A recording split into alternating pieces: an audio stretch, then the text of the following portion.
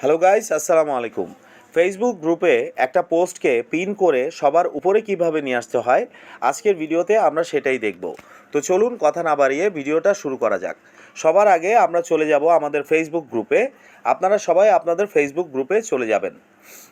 গ্রুপে আসার পর যেই পোস্টটিকে আপনারা পিন করতে চাচ্ছেন সেটাকে খুঁজে বের করবেন। ধরুন এই পোস্টটাকে আমি পিন করতে চাইছি। এই পোস্টের ঠিক উপরের হাতের ডান সাইডে এখানে দেখেন, একটু লক্ষ্য করুন, 3 লাইনের একটা আইকন দেওয়া আছে। এখানে আপনারা সবাই ক্লিক করবেন। এখানে দেখেন একটা অপশন আসছে পিন টু ফিচার্ড, মাইকের মতো একটা চিহ্ন দেওয়া। এখানে আপনারা সবাই ক্লিক করবেন। এখন এটা পিন হয়ে গেছে। পিন হয়েছে কিনা এটা কিভাবে বুঝবেন? আপনারা যদি স্ক্রল করে উপরে যান, এখানে দেখেন একটা অপশান আছে ফিচার্ড। এই অপশানে ক্লিক করলে এখন দেখেন এটা সবার উপরে আছে।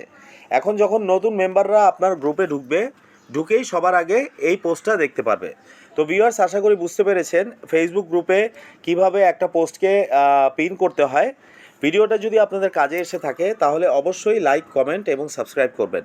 সবাই ভালো থাকবেন, সুস্থ থাকবেন। সবাইকে আসসালামু আলাইকুম।